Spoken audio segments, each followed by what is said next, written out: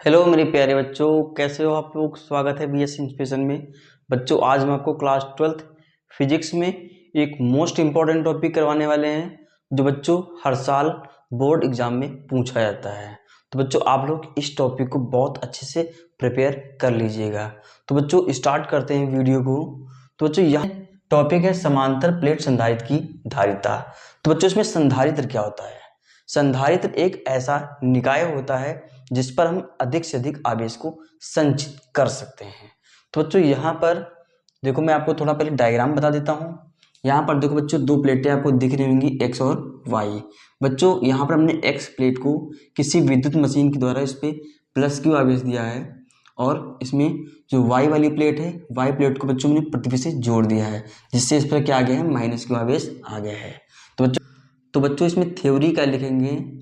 माना एक्स और वाई दो समांतर प्लेटें हैं जिनके बीच की दूरी क्या है, डी है। क्या बच्चों दूरी है, डी है। ऐसे हम दूरी डी लिख देंगे। उसके बाद बच्चों यहाँ पर लिखेंगे हम, इसमें प्लेट एक्स को प्लस क्यू आवेश किसी विद्युत मशीन के द्वारा दिया गया है, और प्लेट वाई को पृथ्वी से जोड़ दिया गया है, जिससे इसमें माइनस क्यू आवेश उत्पन्न हो गया है। हमको इन दोनों प्लेटों के बीच धारिता ज्ञात करनी है। ये बच्चों हम इसमें थ्योरी लिख लेंगे। क्या है बच्चों, इसमें थ्योरी लिखेंगे, प्लेट एक्स व वाई के बीच उत्पन्न विद्युत क्षेत्र की तीव्रता। बच्चों इसमें निकालने, हम विद्युत क्षेत्र की तीव्रता निकालेंगे पहले। तो बच्चों इसका फॉर्मूला क्या होता है, E = sigma by epsilon not. बच्चों इसमें सिग्मा क्या होता है, आवेश का पृष्ठ घनत्व होता है। बच्चों यहाँ देखो प्लस क्यू आवेश है तो इसका सिग्मा जो होगा प्लस वाला होगा। यहाँ देखो माइनस क्यू आवेश है तो बच्चों इसका जो सिग्मा होगा वो माइनस का होगा। तो बच्चों यहाँ पे सिग्मा का फॉर्मूला क्या होता है, सिग्मा = होता है Q/A। तो बच्चों यहाँ पर हम सिग्मा को हटा देंगे, यहाँ पर लिख देंगे हम Q/A, यहाँ पर रख देंगे। तो बच्चों यहाँ पर हो जाएगा Q/ε0A। ये बच्चों वैद्युत क्षेत्र इसमें से निकलेगा।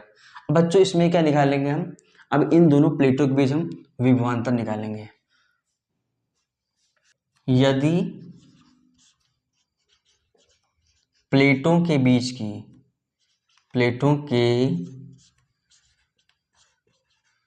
बीच की दूरी d तथा विभवांतर बच्चों क्या हो इन प्लेटों के बीच का, v हो, तब E = बच्चों फॉर्मूला होता है V/D। बच्चों यहाँ जो आपको दिख रहा है d अपॉन में, इधर इसको मल्टीप्लाई में लिख देंगे। तो यहाँ से V = हो जाएगा E/D। अब बच्चों देखो इसमें क्या करेंगे हम, तो बच्चों यहाँ पर E का मान हम रख देंगे Q/ε0A, इंटू में D लिख देंगे। अब बच्चों यहाँ पर आगे लिखेंगे हम, संधारित्र की धारिता। क्या बच्चों फॉर्मूला होता है, C = Q/V होता है। क्या होता है बच्चों, C = Q/V। अब बच्चों यहाँ पे क्या करेंगे हम, इस V का मान जो हमने निकाला है वो यहाँ पर रख देंगे। क्या बच्चों V का मान है Q/D/ε0A। बच्चों ये जो अपान में दिख रहा है इसको ऐसे मल्टीप्लाई में लिख देंगे। यहाँ से C = हो जाएगा Q/ε0A/Q/D। यहाँ बच्चों Q से Q कट जाएगा तो हमको यहाँ से C का मान मिल जाएगा ε0A/D।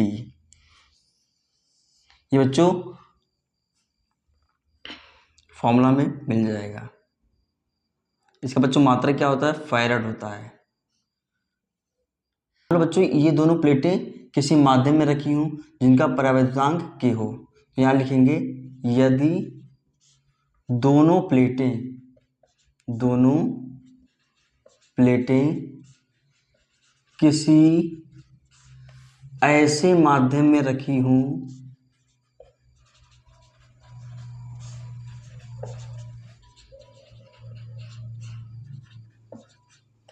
जिनका परावैद्युतांक के हो, क्या हो बच्चों, के हो, इक्वल टू हो जाएगा एप्सिलॉन नॉट के ए बाई डी। ये बच्चों का फॉर्मूला हो जाएगा जब दोनों प्लेटें किसी माध्यम में रखी हों, तो जो इसका मात्रक क्या होता है फैरेड होता है, ऐसे करके लिख देंगे। उम्मीद करता हूँ बच्चों आप लोग को ये टॉपिक बहुत अच्छे से समझ में आया होगा। तो बच्चों अब मैं इस टॉपिक का थोड़ा रिवीजन करा देता हूँ। तो बच्चों यहाँ पर देखो हमने दो प्लेटें ली हुई एक्स और वाई। इसमें हमने एक्स प्लेट को किसी विद्युत मशीन से जोड़ दिया हुआ है और वाई प्लेट को मैंने पृथ्वी से जोड़ दिया हुआ है। तो बच्चों इसमें क्या हो जाएगा, विद्युत क्षेत्र उत्पन्न हो जाएगा। तो बच्चों हमने यहाँ पर एक्स और वाई प्लेटों के बीच उत्पन्न विद्युत क्षेत्र की तीव्रता निकाली बच्चों। तो बच्चों इसका सूत्र क्या होता है, equal to q by epsilon naught होता है। बच्चों सिग्मा इक्वल टू क्या होता है, क्यू बाई ए होता है। तो हमने सिग्मा का मान क्यू बाई यहाँ पर रख दिया हुआ है। बच्चों यदि प्लेटों के बीच की दूरी क्या हो, डी हो, और विभवांतर बच्चों क्या हो, वी हो, तब बच्चों ई इक्वल टू क्या होता है, वी बाई डी होता है। तो बच्चों इस डी को इधर मल्टीप्लाई कर देंगे तो वी इक्वल टू हो जाएगा ई इंटू डी हो जाएगा। उसके बाद बच्चों यहाँ पर देखो हमने क्या किया हुआ है, यहाँ देखो ई लिखा है बच्चों, ई का मान क्या है, Q by epsilon not a है, तो हमने यहाँ पर ई का मान इसे रख दिया है। बच्चों यदि इस संधारित्र की धारिता क्या हो, सी हो, क्या बच्चों हो, सी हो, तो बच्चों सी इक्वल टू सूत्र क्या होता है, क्यू बाई वी होता है। संधारित्र की धारिता बच्चों यदि सी हो तो सी इक्वल टू क्या होता है, क्यू बाई वी होता है। बच्चों देखो हमने वी की जगह पर वी का मान रख दिया हुआ है ऐसे करके। बच्चों ये अपॉन से ऐसे मल्टीप्लाई में चला जाएगा, क्यू से क्यू कट जाएगा। तो बच्चों यहाँ पर सी इक्वल टू सूत्र क्या बन जाएगा, epsilon not a by D. बच्चों यदि मान लो ये दोनों प्लेटें किसी माध्यम में रखी हों और उनका परावर्तनांक क्या हो, के हो, उस स्थिति में बच्चों जो फॉर्मूला बनेगा सी इक्वल टू क्या होता है, एप्सिलॉन नॉट के ए बाई डी होता है। तो बच्चों उम्मीद करता हूँ आपको मेरी वीडियो बहुत अच्छे समझ में आई होगी। तो बच्चों अगर आपको मेरी वीडियो समझ में आ रही हो तो आप लाइक करिएगा, कमेंट करिएगा और अपने दोस्तों को भी शेयर करिएगा। Thank you. तो आप लोग इसका स्क्रीनशॉट ले लो।